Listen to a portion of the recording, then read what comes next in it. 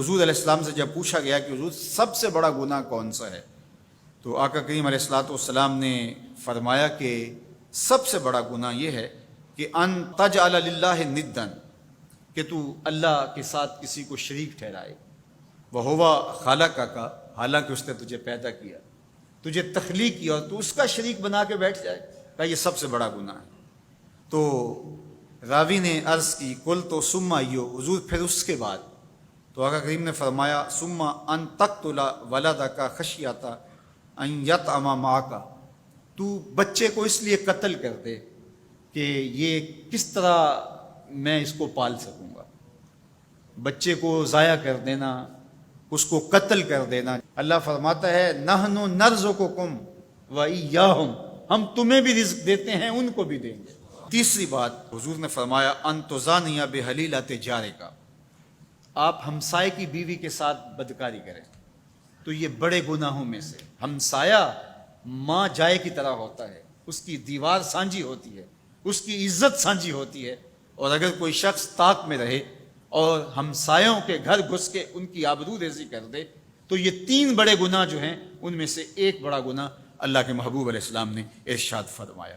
حضرت عبداللہ ابن مسعود رضی اللہ تعالی عنہ سے یہ روایت مروی ہے کہ لا احد اغیر من اللہ عز وجل، اللہ سے زیادہ کوئی غیرت مند نہیں ہے، اللہ سب سے زیادہ غیرت مند ہے، اور اس کی غیرت کا تقاضا یہ ہے وَلِذَالِكَ حَرَّمَ الْفَوَاحِشَ مَا ظَهَرَ مِنْهَا وَمَا بَطَنَ، کہ اس نے بے حیائی کو چاہے وہ پوشیدہ طور پہ کی جائے یا اعلانیہ طور پہ کی جائے، اس کو پسند نہیں کیا، اور اس نے منع کر دیا، لوگوں کو روک دیا، حرام قرار دے دیا، اس لیے کہ وہ خود غیرت مند ہے۔ غیرت مند مالک غیرت کا سبق دیتا ہے اپنی مخلوق کو۔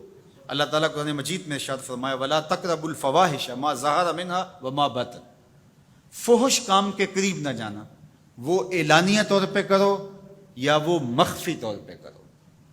تو مفسرین نے لکھا کہ جو بدکاری ہے وہ مخفی فحش ہے، اور شراب نوشی یہ اعلانیہ فحش ہے۔ شراب نوش جو ہے وہ چھپ نہیں سکتا، بدکار بعض اوقات ایک مدت کے لیے چھپ جاتا ہے، لیکن یہ بات ذہن میں رکھیے کہ جو بدکار ہے وہ دنیا کے اوپر رسوا ضرور ہوتا ہے، اس کے چہرے کا نور چھین لیا جاتا ہے، اور اس کے اوپر مصیبتیں مسلط کر دی جاتی ہیں، اور اللہ کے قہر و غضب کا شکار ہوتا ہے، اس کی دعائیں قبول نہیں ہوتی، نیک لوگوں کی دعاؤں سے اس کا حصہ نکال لیا جاتا ہے، لیکن بہرحال ایک مدت کے لیے چھپ جاتا ہے۔ لیکن شرابی اپنے جرم کو نہیں چھپا پاتا، تو کہا کہ جو مخفی جرم ہے وہ بدکاری ہے، اور جو ارشاد فرمایا قرآن نے کہ جو ظاہر جرم ہے اس سے مراد جو ہے وہ الخمر ہے، شراب ہے، اور ہر نشہ دینے والی چیز سے حرام کی حرمت آئی۔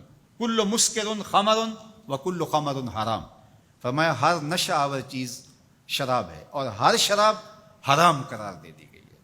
اب یہاں بھی لوگ دلیلیں لے کے بیٹھ جاتے ہیں، میاں وہ بھی ایک مشروب ہے، اس سے کیا فرق پڑتا ہے؟ میاں جب رب نے کہہ دیا تو بات ختم ہو گئی۔ ایک یہودی کے پاس ایک مسلمان مہمان ٹھہرا، تو اس نے انگور پیش کیے، تو اس نے بڑے شوق سے لیے، تو تھوڑی دیر کے بعد وہ شراب لے آیا۔ اس نے کہا استغفر اللہ، میں مسلمان ہوں، میں شراب نہیں لیتا۔ تو اس نے ہنس کے کہا یہ جو انگور آپ نے کھائے ہیں شراب اسی سے کشید ہوتی ہے۔ تو اس مسلمان نے کہا کہ آپ کی اہلیہ کدھر ہے؟ تو اپنی اہلیہ کو بلا لایا، تو کہا آپ کی کوئی اولاد بھی ہے؟ کہا ہاں میری بیٹی ہے، اس کو بھی بلا لاؤ۔ تو اس کو بھی بلا لایا۔ جب دونوں آ کھڑی ہوئی تو کہا کہ یہ حلال ہے تیرے لیے، اور یہ بیٹی اسی کی ہے، اور یہ حلال نہیں ہے۔ تو جب اس یہودی نے یہ بات سنی فقال اشہد ان لا الہ الا اللہ وحدہ لا شریک لہ واشہد ان محمدا عبدہ ورسولہ۔ کہا اتنی خوبصورت دلیل، اتنی خوبصورت دلیل۔ کہا انگور سے شراب نکلی ہے تو شراب حرام کیوں، انگور حلال کیوں؟ تو کہا مجھے یہ بتاؤ کہ تمہاری بیوی تمہارے لیے حلال ہے، تمہاری بیٹی تمہارے لیے حرام کیوں؟ کہا بات سمجھ میں آ گئی۔ تو میرے رب نے بعض کا تو اس کی حکمتیں ہمارے علم میں نہیں ہوتی، اور حکمت نہ جاننے کی وجہ سے ہم کہتے ہیں کہ یار یہ بات سمجھ میں نہیں آتی۔ یہی تو ہمیں بتایا گیا کہ جو سمجھ میں آئے اس کو بھی ماننا ہے، جو نہیں سمجھ میں آئے اس کو بھی ماننا ہے۔ ہم جنت کو مانتے ہیں نا، دیکھا ہے، یا رب کو مانتے ہیں، دیکھا ہے، وہ سمجھ میں آتا ہے، تو دل میں تو آتا ہے، سمجھ میں نہیں آتا۔ میں جان گیا بس تیری پہچان یہی ہے۔ ہم تو سب سے بڑی حقیقت کو بغیر دیکھے مانتے ہیں، بغیر سمجھے مانتے ہیں۔ ادراک فہم کی حدود سے ورا ہے، عقل و خرد کے دائروں سے ورا ہے، لیکن اس حقیقت کو ہم مانتے ہیں تو اس کے کہے ہوئے کو کیوں نہیں مانیں گے؟